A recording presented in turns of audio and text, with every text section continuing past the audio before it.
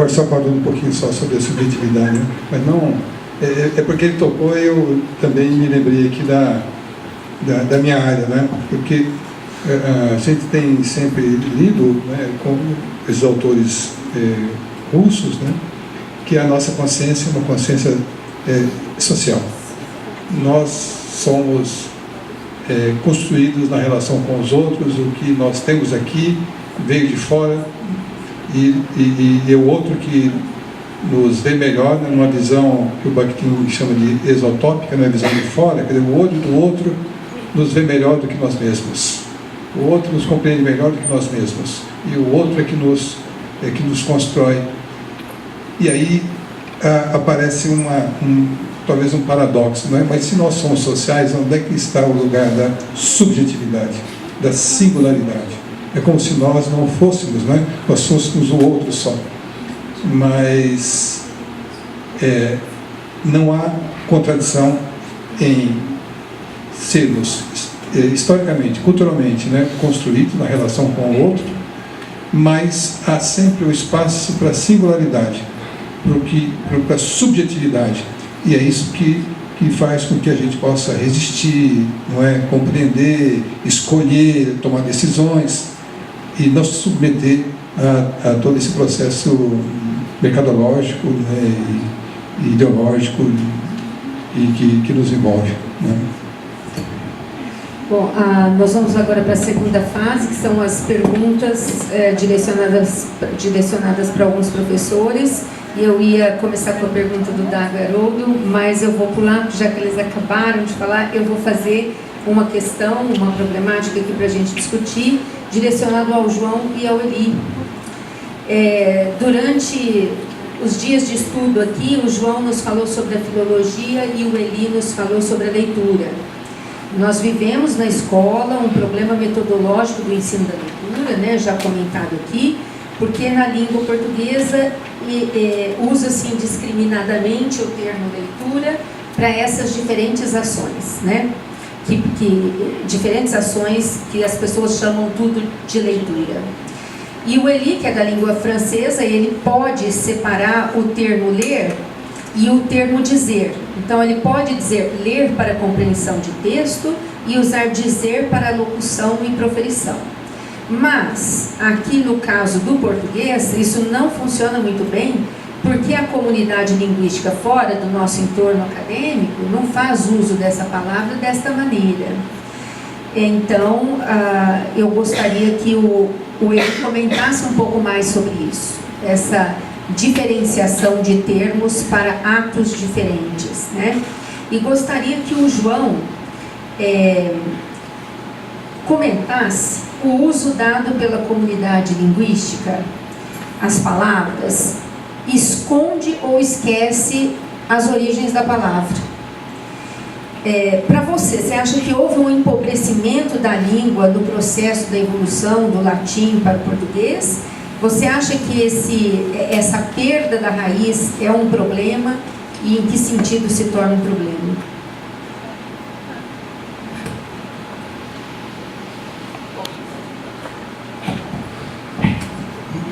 Adriana disse, bom, queria agradecer a Adriana, não fiz, vou fazer agora.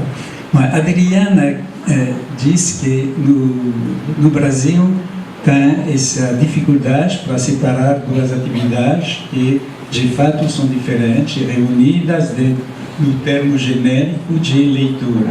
Mas acho que não é uma problemática brasileira, é uma problemática também na França.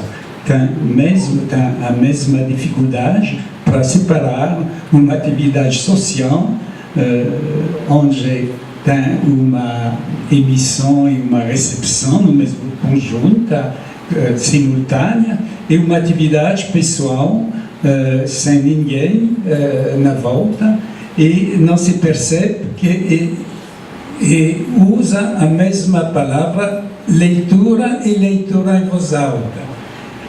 Então, é uma problemática mais geral que no Brasil. A diferença no Brasil, talvez, é que o vocabulário não possibilita dizer, se pode utilizar o verbo dizer, mas não falar de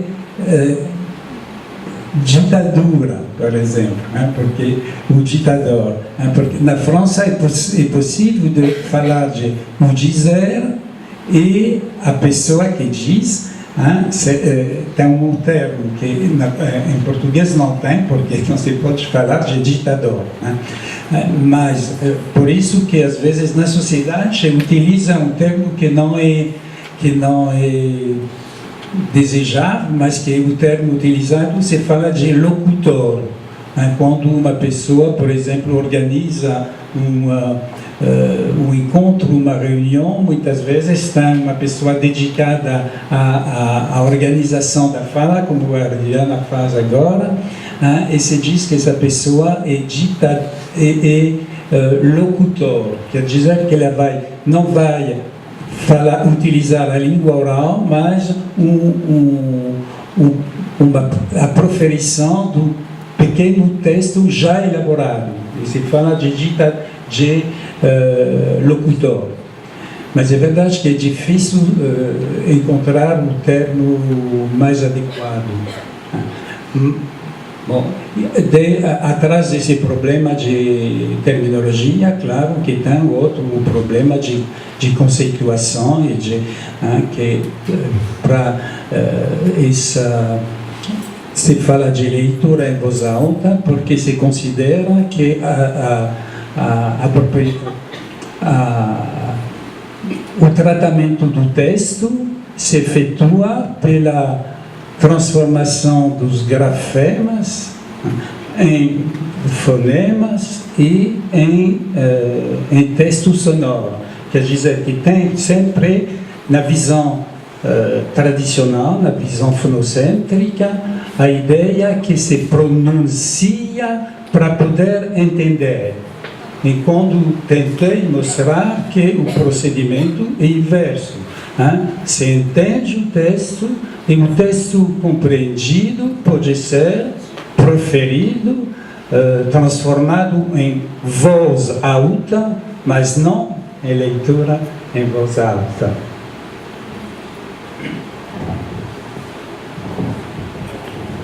Bom, lógico que dá vontade de sair comentando ali, mas o meu campo é outro, né?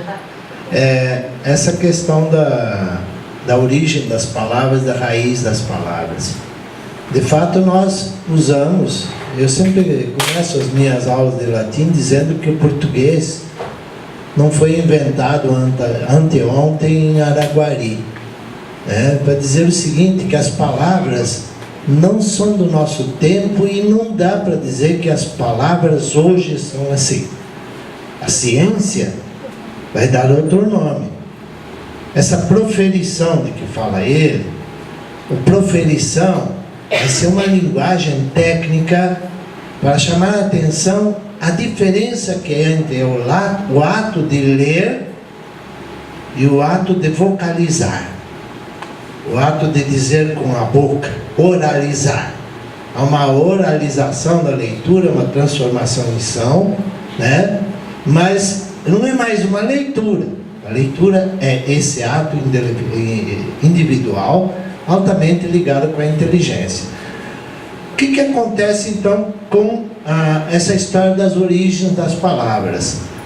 Então, não por acaso, a ditadura, a primeira coisa que fez foi garantir que não houvesse mais ensino de latim, nem de filologia românica, nem da parte histórica. Aliás, eu era professor de história, como tinha filosofia primeiro, e nunca consegui lecionar história, né?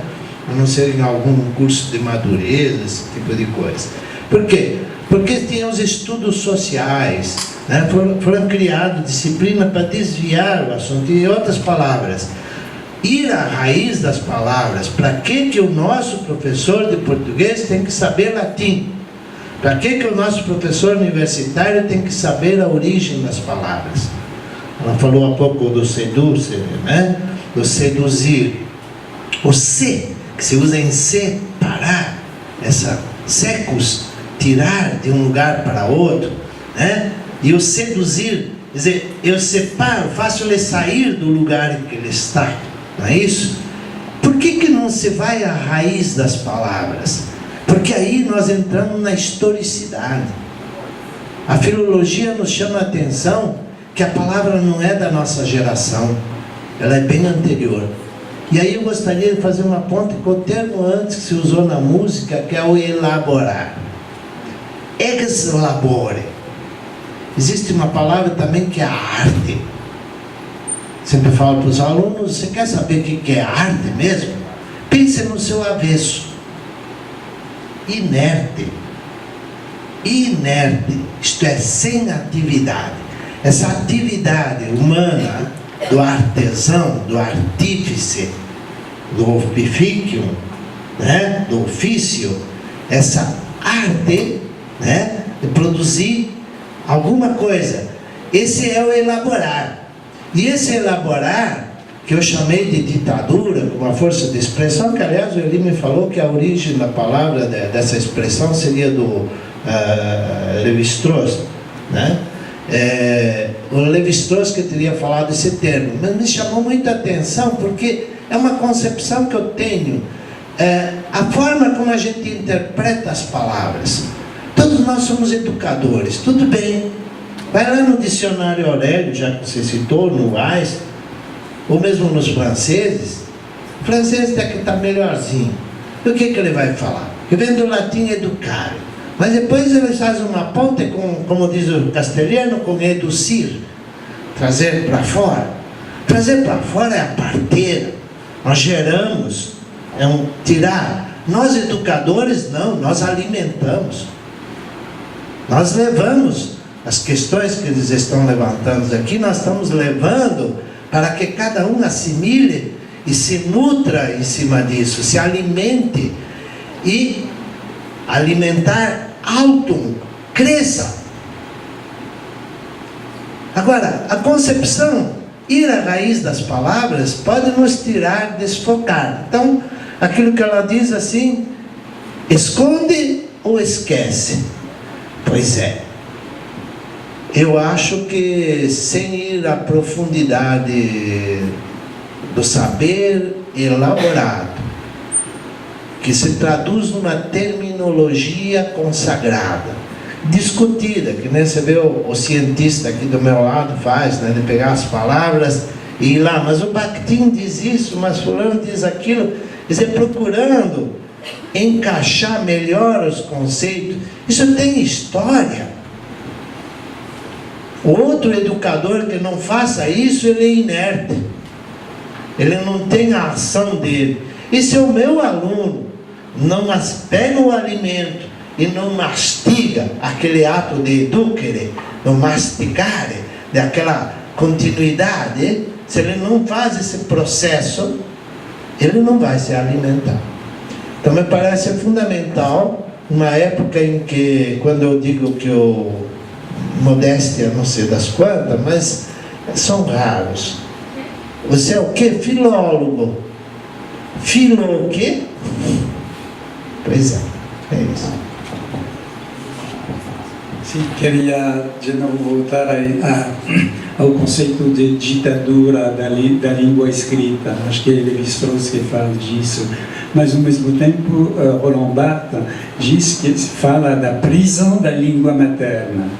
Então, a gente poderia também perceber que se a língua materna nos cerca, nos limita, uma outra língua é justamente a língua escrita, possibilita já uma saída dessa prisão. E que a língua escrita é, de uma certa forma, a segunda língua que utilizamos, antes da língua estrangeira. Eu acho que está começando a ficar do jeito que a gente queria, né? A Valéria disse no início que vocês podem a qualquer momento pegar o microfone, interferir, fazer uma réplica, fazer uma intervenção na fala de um e de outro. A gente gostaria de ter servido vinho para vocês ficarem mais relaxados, isso acontecer de uma forma mais natural, mas não pode. Na universidade a gente tem que servir água, né, durante o debate. Mas é isso. Então, sempre que vocês sentirem necessidade, mesmo que a pergunta não tenha sido direcionada, vocês podem se manifestar. aí a questão da ditadura, o tempo é pequeno, né? Chamar a atenção que eu estou usando ditadura, aproveitando uma expressão já mais ou menos consagrada, mas num outro sentido, ligado ao saber elaborado. Não é isso? Então, a partir do momento que se assenta na escrita, eles passam a ser os manuais a que nós temos acesso. Hoje nós temos muito recurso através dos acervos na internet, virtuais e assim por diante, mas de qualquer maneira a gente tem que ir aos livros. Existe ainda vendedor de livro? Pois é, ontem esteve um na minha casa, né? Então os vendedores que nos seduzem vendendo o livro, que é aquela coisa que tem a informação, a gente fala, nossa, como eu estou doido para ter esse livro, né? Pois é, quando eu estou bebendo isto, estou dizendo, isso é Lévi-Strauss, entraríamos na questão da autoria, né? Esse é sei lá, o Finlay. Então nós pegamos isso. E aí chamar a atenção, vou voltar só para fechar essa questão da ditadura, do saber elaborado. Até certo ponto nós reproduzimos aquilo que recebemos já elaborado. Mas onde está a nossa voz? Pois é, quando eu uso a expressão ditadura, eu tenho um conceito com relação a isso que vem, tudo bem que vem do verbo dizer, mas o dictator era aquele que de repente assumia o comando acima dos cônsules para comandar principalmente para a guerra. Não é isso? Que recebia a voz de comando.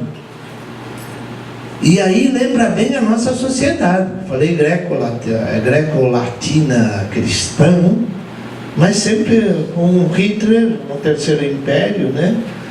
Desde o primeiro, está sempre esse sentido de sabe com quem você está falando, não é isso? Então acho que aí esse dizer que ele coloca, né?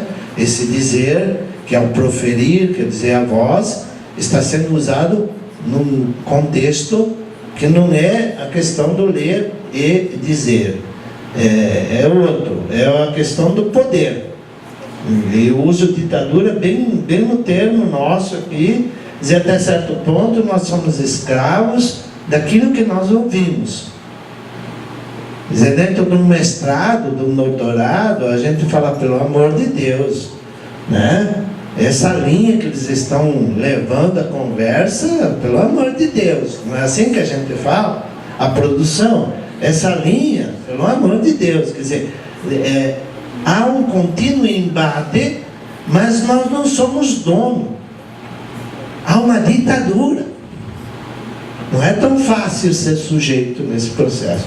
Mas digamos que nós somos acostumados a falar que não é o homem da cola.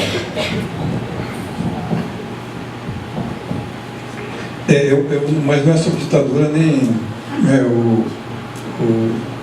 a prisão do barco. Já descobrimos 3 homens da cola. Não, mas de passagem, o João falou sobre o vendedor de livros, né? Nós estávamos conversando aqui um pouco antes. Falei, então ontem eu conversando com o vendedor de livros. Falei, o que, João? Vendedor de livro? Isso existe? Falei, existe. Eu achei que era uma profissão assim, como o fabricante de chapéu, que tivesse acabado, né? Ou o mascate, que vendia roupa de casa em casa antigamente na Pamala, né? Levando em casa. Então, é por isso que eu quero que você diga um pouco, João, quem é esse vendedor de livros hoje? Quando nós temos a internet, podemos comprar livros rapidamente, o livro chega em casa, e aí tem um mascate de livros que anda para cá e para lá, vendendo que livros? E para quais clientes? Que cliente é você, João? E que vendedor de livro é aquele? Porque não basta ter o vendedor, tem que ter um cliente. Que relação é essa, João? Conta pra gente como é que é isso. Eu acho que interessa a vocês também, porque me interessa isso, né? Nesse mundo tão mudado. E que livros são esses? O que ele vende? Para vender para você, tem que ser um vendedor especializado, um livro especializado, né? O que ele vende para você? Certamente não são best-sellers.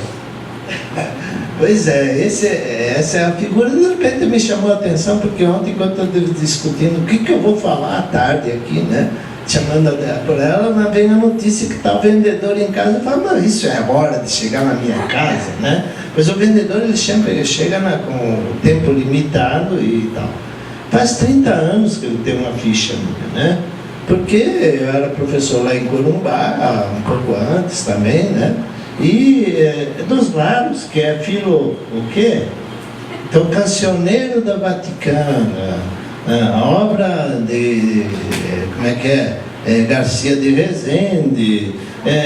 Você não... Hoje até a gente localiza um monte de coisa. Por exemplo, ontem ele me apareceu ali que me deixou tonto, né? Uma história lá da Idade Média, eu não lembro direito o livro, porque não quis mostrar muito interesse, porque eu sei que eles são sedutores, né? São em 4 volumes, é sobre a Idade Média, não sei se alguém já viu, é de Humberto Eco.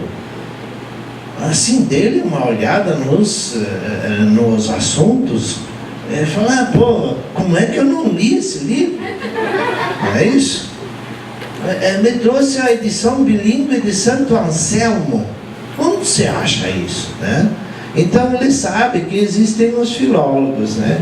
E ele deve ter uma ficha, e por acaso ele esqueceu a ficha na minha casa, né? E ainda não li direito, mas tem todo um histórico ali. Então ele se especializou nisso, o nome dele é Feitosa, lá de Rio Preto, né?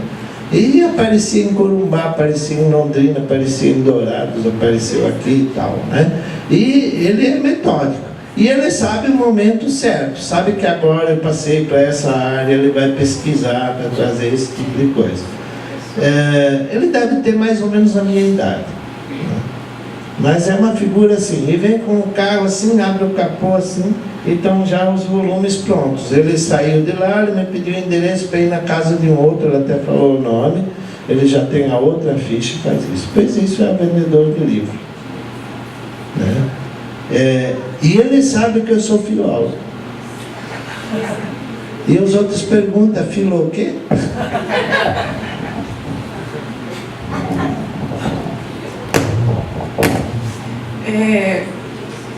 Eu acho que assim, o nosso objetivo de fazer esse debate, acho que está muito positivo, e acho que cada um vai falando e vai passando 1000 questões para a gente problematizar. Mas eu gostaria de ouvir a Nelly e o Maurício, porque a questão da literatura e da música, como vocês já apontaram, desenvolve em nós essa cota de humanização da humanidade. Até o próprio Cândido que fala isso para nós. E aí eu fico pensando na gente que é da educação, da formação de professores do curso de pedagogia, que essas duas linguagens passam assim, bem distantes, mesmo que a gente esteja dentro da mesma universidade, né, em tese assim, os institutos deveriam ter um diálogo maior, e o nosso curso tem uma visão muito pragmática, pensando nessa questão do poder, do mercado, que o professor Haroldo também destacou. Então eu gostaria de ouvi-los, como que a gente poderia pensar nessa problemática, enfrentar essa visão tão pragmática e tão, como diz, voltada ao fazer na formação dos professores, que é o nosso público-alvo do curso de pedagogia. Eu vou tentar fazer uma coisa que me deu vontade, quando o João dizia do livro, do vendedor de livros, e tentar linkar com a provocação da Valéria. Eu também recebi um vendedor de livros essa semana.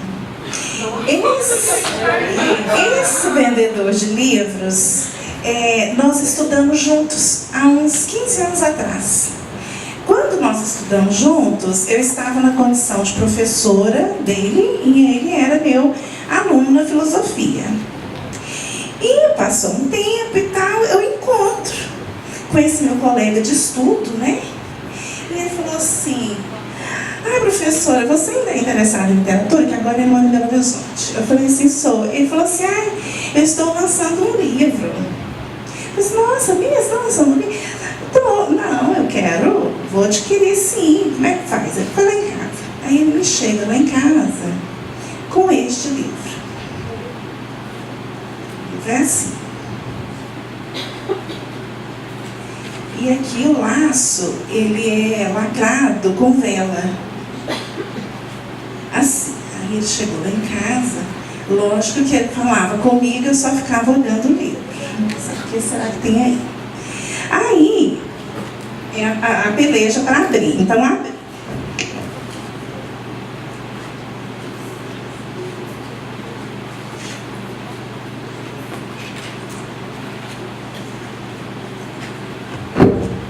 O abrir do livro me convocou para um outro lugar. Eu estava diante de um livro, aqui o mercado não me habituou, então eu vi com estranhamento. Então eu olhei, e lógico que eu sou coautora, né? Lembra que eu fui chamando a atenção de vocês como nos tornamos coautores das obras? O título do livro é A Mais Aberta. E eu, a todo momento que ia falar do livro, eu dizia assim, então, a mão aberta, nossa, mas eu estou louca para ler A Mão Aberta. E ele, a todo momento, A Mais Aberta. A Mais Aberta. Mas eu me tornei, né, me deu o direito de dar o título. E aí, eu não pude ainda me dedicar à obra do modo como eu gostaria. Mas do que já se deu no nosso contato, eu estou vivendo com grande emoção essa oportunidade de me deslocar, né? O livro tem uma edição e uma formatação não convencional, ele não é colado, né? Ele foi todo feito manualmente, coletivamente, essa parte, né? E aí ele abriu e tal, aí eu falei assim, então, nossa, eu tô louca para ler os poemas. Aí ele disse assim, mas o livro está classificado como ficção. Eu falei assim, ficção? Ele falou assim, eu falei assim, nossa, mas eu tô vendo aqui, eu tô vendo a organização das palavras, tudo me diz que são poemas.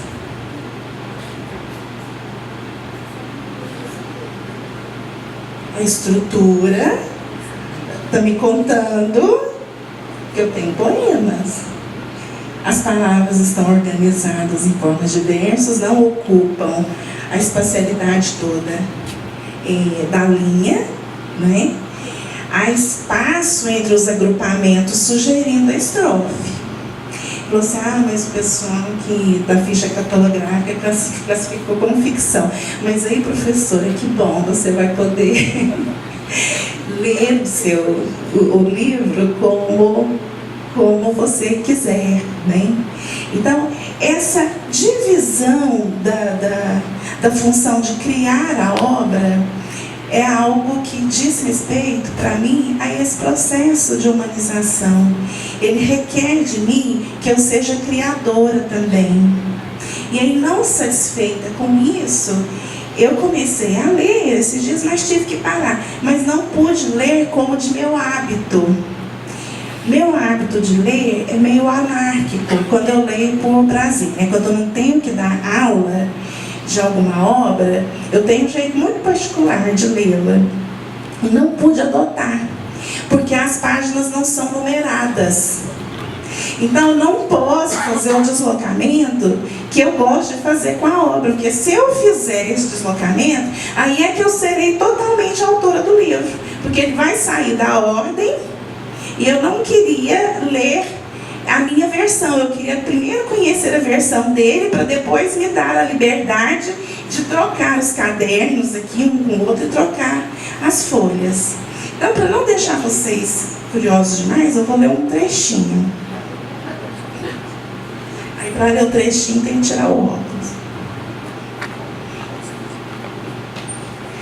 Com esse pêndulo, Eufêmia tornou-se alucinada e aproximou-se da janela, intensa e extensa. Olhou para dentro da pequena casa sua, dizia demarcando o seu além, mesmo o interior fora, o exterior que mora. Ajuntou entre as mãos a barra da primeira saia, a que soou na língua do tecido, e aquele cujo corpo não chegava.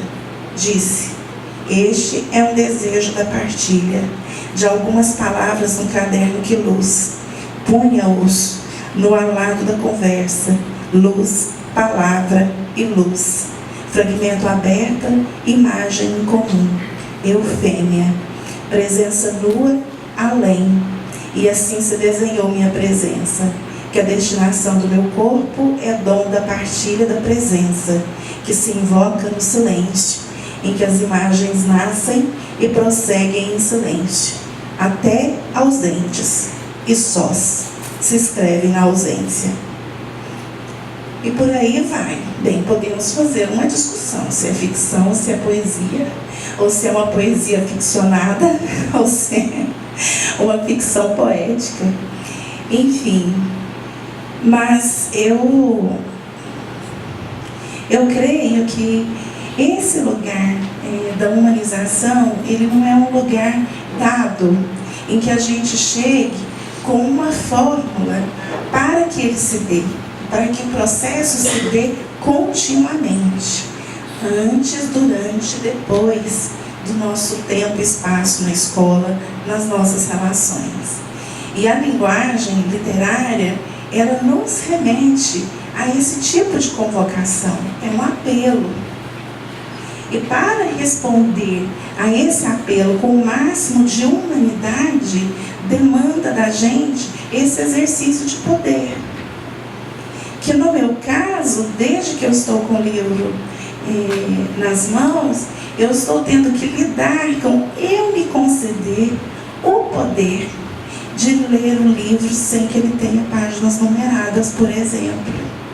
Sem que eu tenha que lidar a priori se eu estou lendo ficção, poesia, ou eu achar uma outra palavra para definir aquilo que eu estou lendo.